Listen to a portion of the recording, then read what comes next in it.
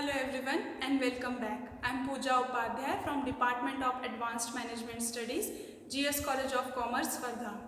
Today I am going to discuss a very popular topic of digital marketing, which is e-commerce. So let's start. The literal meaning of word commerce is to make transactions or buying or selling of different commodities. The word E stand for electronics. So we can define this term e-commerce as the electronic transactions or buying or selling of different commodities with the use of internet. Before the evolution of this concept, we used to spend a lot time in long queue to pay electric bill, to pay mobile bills and to make different banking transactions. You might have experienced that many a times you wander in the market to get a product of specific configuration, but still after wandering that much and spending that much time, you have had to satisfy with the optional product having little different configuration. But now, in the age of e-commerce, just by one click, you can order whatever product you want at your home. So this is the beauty of this concept. This concept has made a single common man into the millionaire of this world, the richest person of this world. Yes, I am talking about Jeff Bezos. Not only him, there were so many businesses which were facing bad days and which were at the edge of bankruptcy. But by the acceptance of this new concept of e-commerce, they are now ruling in the market.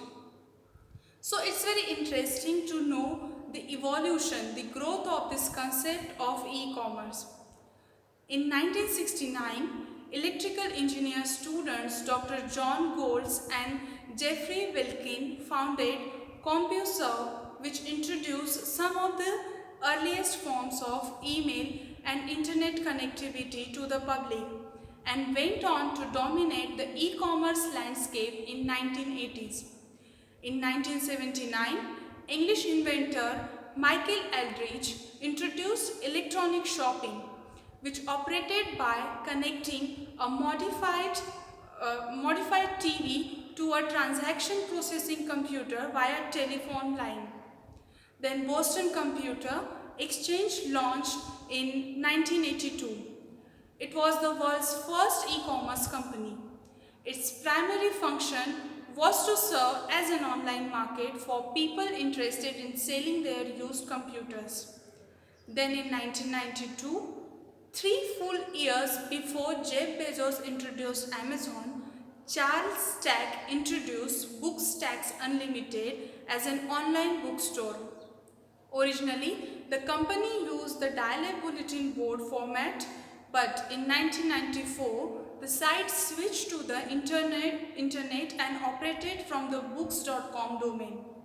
In October 1994, Mark Andreessen and Jim Clark co-created Netscape Navigator as a web browsing tool and formally announced its introduction. During that time, Netscape Navigator became the primarily used web browser on the Windows before the rise of modern giants like Google.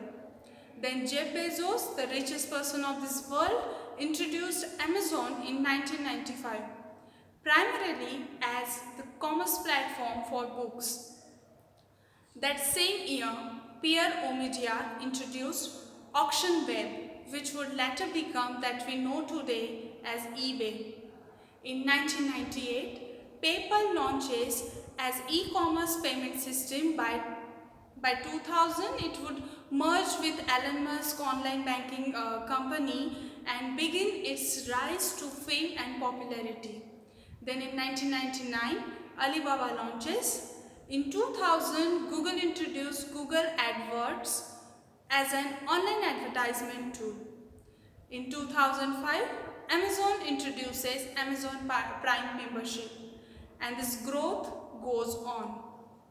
As a student of business management, it is very necessary to know that this e-commerce is not just limited to online shopping and online banking.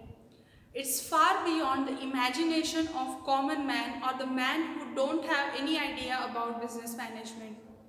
To know the detailed advantages, the characteristics, the nature and its application in various business platforms, you have to attend my the next video lecture. Till then, be safe and keep learning. Thank you.